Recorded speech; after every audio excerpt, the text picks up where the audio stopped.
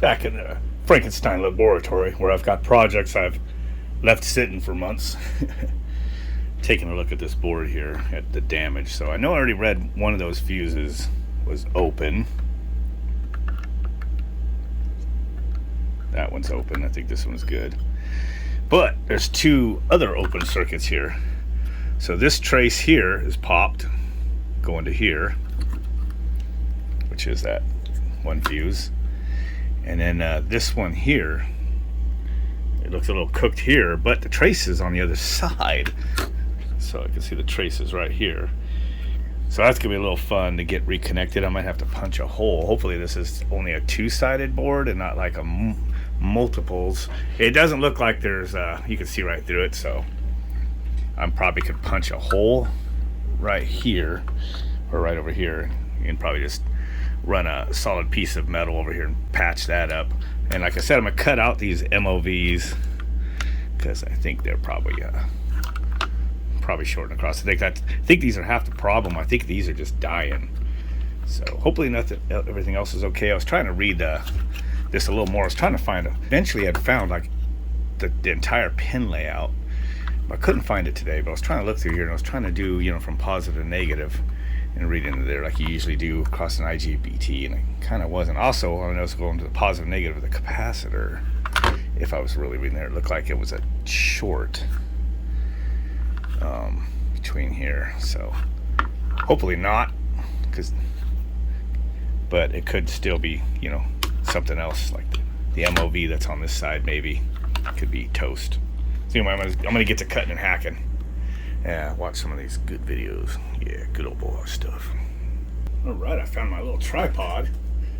So, a couple interesting things here. So, this is the kind of shit you do when, you know, you have nothing to lose. So this fuse was open, so I just bridged it. This fuse was good, but it popped open the trace down there. So, this is actually a diode check right now, but it can also work like a continuity checker. So both of those are checking. I'll go to the one leg coming in right here, and then there's the other one it's going through, and then the one I just fixed on the bottom is going over here to this terminal. So all three are working. I actually only needed, as long as they're not shorted, I only need 2 out of 3 to inject the DC, because it's just gonna go steer through the diode pack that's in this module here, this IPM module, the 6 IGBTs. It's also got the 6 rectifiers in there. So hopefully all this is still good. I think it's just charred from all these blown up MOVs. So this one's got looks like it blew out right there. This of course blew into pieces, so it's just the skin of it. This one, that's the other half of that one. And there was another one, I don't know where it went. And then this other one that was after the choke that just goes across. It didn't seem shorted anymore, but anyway, so that's where I'm at right now. And then what I was doing is I was just figuring out this, and like I said, I was reading this before, trying to figure out this, and I was like reading across the capacitor. I'm going, man, this is like reading it like a dead short, man. Yeah, this is when I was at the office and I was kind of reading it. Like, nuts, no way, something shorted in here. I go, nah, maybe I'm on the wrong thing. And I am on the wrong thing. So this is right underneath this blue capacitor. And this capacitor is really strange. You saw the other one. It had the array of capacitors. And then this 460 volt one just has this one big monolithic block. But it must, I don't know, it's pretty intense that the 460 one has this. And then the 230, 208 one, and it was lower power too, I think had like a whole array of freaking capacitors, man. Like a bunch of these. And again, that's why I keep the old stuff, because I recycle a lot of those capacitors. Actually, I think this was a new capacitor, but I did buy some. But, so what I figured out, before I go too far, and if you do see on this, I think it just says like a 14U on it. But what it is this is one, these 2 pins are the same polarity, so they just kind of used it to bridge across here. So this is one leg of the capacitor, and this other one's one leg of the capacitor. So I just had some good checks here. So in diode check, so these 2 pins are the IP in the motor, and these 3 are your 3 outputs. So I just gonna stick this here, and just like checking any IGBT, you know, the bridge, I want to say like H bridge, but it's more like a hex. I don't know. But one side should be open to one side of your power going in, and the other side, you should read like your diode check. So if you look at that over there, oops, and when you get that quick little beep, there we go. I'm trying to go through the back. So 0.448, that's pretty normal. And you see this other terminal is just the same terminal. When I go to the other side, the other polarity of the capacitor, just got a quick beep because I'm charging the capacitor, quick beep, and then it's open. So that's good. So I go to the next one. This is like just same thing I could do on like all the IGBTs. Yeah, you're checking on your mini splits, your ductless, your VRFs. You do if you want to check the boards, you do the same thing. So you're gonna go here, it's open. Go over here, it should get like that 448 ohms. So those are, you're actually reading diodes. I'll show you in a second. And all these legs are pretty much open the other way. So then what you do is you reverse your polarity. Checking those ones. So now this side should be open, and then this side over here is going to give the 400. Look at that, 447.9, pretty much 448. I mean, those are really tight tolerances for diodes. I'm going through the wax, so I have to push to 0.447. And one more. Oops. In there. And I did forget to check this, but if you have any diode that's shorted, they read shorted in both ways. So anyway, that's reading perfect. And let's see if we get the diode out of here. Like here's a diode, so we're gonna go positive and then negative on the white stripe. See, that one's got 0.56 volt drop. You're reading like voltage drop across diodes. Germanium ones are, what are they, like 0.3, and then silicone's like 0.6, 0.7. So who knows what that is. So now that I've checked that, I'm pretty much at the point where I could go ahead and try to connect this to voltage. So I think I'm going to do is just stick the power on with it all open up, just to see, because I mean if something's still shorted in here, I don't want to go through all the work of putting the thing together just to blow up like it did the other day. So I'll go hook that up. Okay, so be a little careful with here since I have screws here. What I've done is I just got the power part of that housing plugged in. I just want to see if I want to put power in there and make sure it's not shorted. This is my thru homemade voltage doubler, 120 volts AC in. Rectifies, charges the capacitor with half the sine wave. The other half of sine wave puts what's charging here in series with the next incoming sine wave. So you get like 170 plus 170 that it charges up on the other half, and then you get 330 or so into the capacitor here. I used to start it out making these with the second capacitor charged up to the double voltage, but then I realized I don't even need that capacitor because you already got one here. Unless you want to add more. I've made several of these. Like this one's like a tripler, so this one's like 120 in and 460 out, I think. So actually this is the one I should probably be using, but this one I built this really beefy, and I think what's heavy as solder traces are, if I have a short, it'll trip this or the one over there. Actually, it's plugged directly in the wall, so hopefully it trips this one. Hopefully this is a breaker style. Some of these are breakers, which I like using because they'll trip. If not, it's going to trip the main breaker on the house or something, or just poof. So that's what we're hoping not to happen, is that nothing I care about explodes. But I want to see how this works. I'm also monitoring to see if we got 10 volts. Maybe. I don't know if it will, because I'm only going to be putting 330 volts into this. And this motor's, 460. And it might have a wide range. Well, it just says 460. But you know how, like, if you look at VFDs, sometimes they're like 400 to 500 or 380 or whatever. So sometimes you put the lower voltage in there, and they'll actually power up until you try to run a motor or something. Like we have 208 volt ABB drives at work that we stuck 120 right into them, and it powers up enough just to mess around with the menu in it. It does give some errors sometimes, but it does power up. So all I'm trying to do now is see if it will power up. Turn that up. Wrong button. I want to be on DC volts. I'm trying to hit the light. There we go. Watch for smoke. Got my glasses on. Well, nothing's blowing up on my face, but I do not have any DC voltage. I just have these wires shoved in there.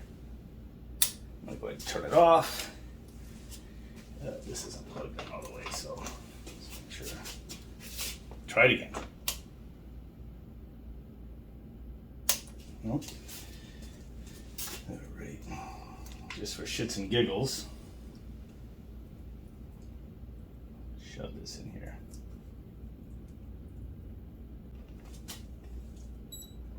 I can see it's discharging. It was up to 333.3 volts. The only reason that it's reading that perfectly is because this is going through the rectifiers and, you know, to the capacitor. Kind of crazy, huh? But so it's not exploding, but I did not have, and it's bleeding down slowly, so there's not a short in the circuit. Double check that I had this plugged in right. Your white wire is your common and your orange is your plus for your 10 volt side. Just check the motors. Backlight doesn't. Module could be bad, but I'm also not sticking in the full voltage. So now that I know it's not shorted, I'm gonna rewire it up for 460 volts. So now I got this board hooked up. I don't remember if this was popped or still good, but it should be, because I can see I have all the diodes. Should be a tripler to 460. Yeah. Anyway, see what happens. Light went on. Nothing's blowing up in my face yet. So we do not have 10 volts, which is kind of disappointing. Carefully check this. This is a 1000 volt meter, so it should be 500.9 volts. So that's definitely in the realm that this should have power. So, oh, you know what? This is not plugged into a motor. Very likely that the 10 volts power supply drops out. Wait for that. I had to have a nice idiot light on this one. Did not put that on my big one. I'll let that just charge for a second and I'll plug this motor in there.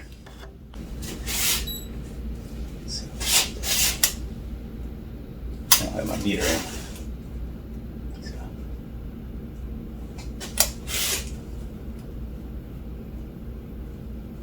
Nada. She might be dead. Turn back on.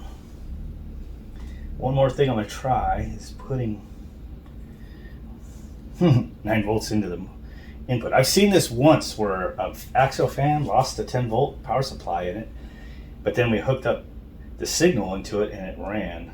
So gray is your signal, white is your negative.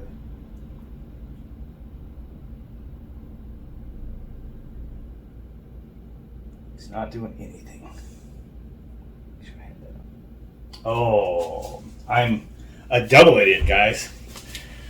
Can you think of what I forgot to plug in? The reactor is not even hooked up. This is what I get for hooking the board up like this, which I haven't been doing. I have been, you know,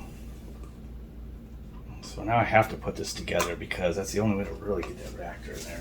I can unscrew the reactor, I think, real quick. Everything's a Torx.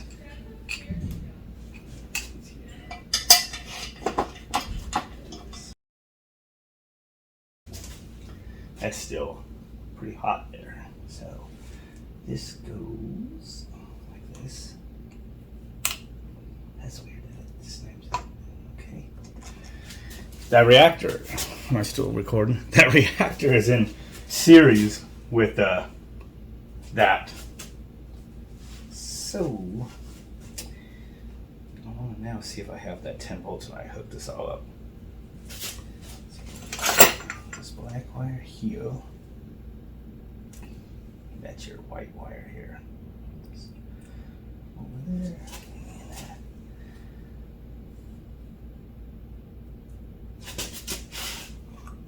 Plug this in. Could get a spark or something now that that reactor's in there. This is turned off. Oh, it's on. Shit. Bumping stuff, man. I'm gonna like let the smoke out, right? You guys gonna watch and laugh.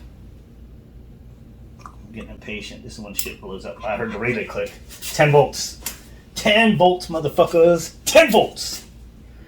So if we do this, it's gonna be sketch. It's gonna be sketch. Nothing? Come on, we're so close. There's no resistance. Is this still plugged in? It is still plugged in. But it isn't bleeding that down right away, so it's not a direct short, but it is not running still. Dang it. So close. I heard the relay click that time when I hooked this up. Let's, one more time. I'm gonna let this bleed down all the way and try it one more time. One more time. Get the backlight on. Have this meter hooked up all the way. 10 volts. A little low that time.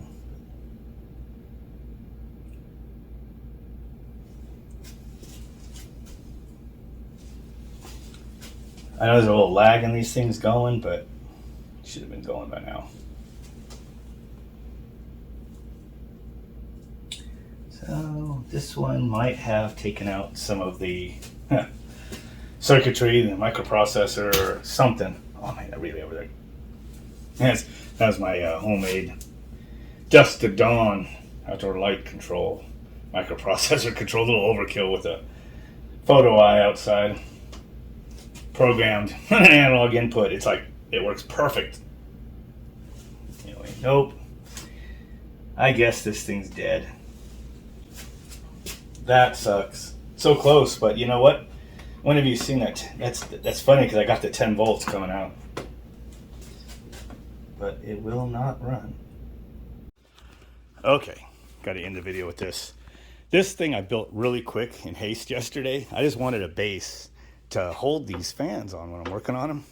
And actually, I want to make one to hold it so I can put my misters on it, like I had out there. Probably a little taller thing.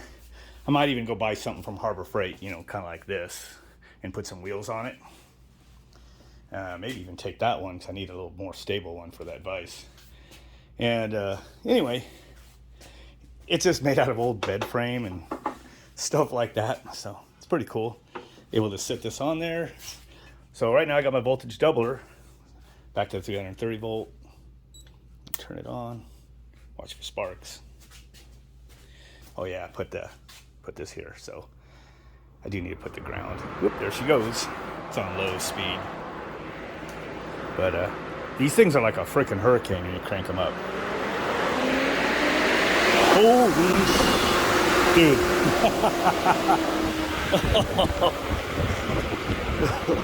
Man, dude, that was something.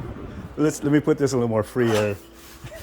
I told you these things had thrust. Did I not tell you guys that? Hold on, let's see. Maybe it'll walk itself to the freaking garage here. I don't want to blow anything up by knocking over my electronics though. So that's, I mean, that thing would go kaboom if it shorted. So anyway, let's turn that up again. Oh, yeah. It's fighting me, man. God dang. Oh yeah. Sketch. So I guess, you know, I was going to put some wheels on that. I figured to roll it around, but I'm going to have to get some locker wheels because that thing will just take off if you turn on high. Now, when I use it for misters, I don't think I need to turn it all the way up like that. Just probably a little moderate setting. This potentiometer's a little on the touchy side. Most of the range is in the last quarter turn. It's probably because that's like 100K. Probably need like a 50K or 10K. So that's pulling 1.7 amps. And it's blowing pretty good. Blowing pretty good. When you crank this sucker up, it'll spike over 10 and it'll drop to like 6.5.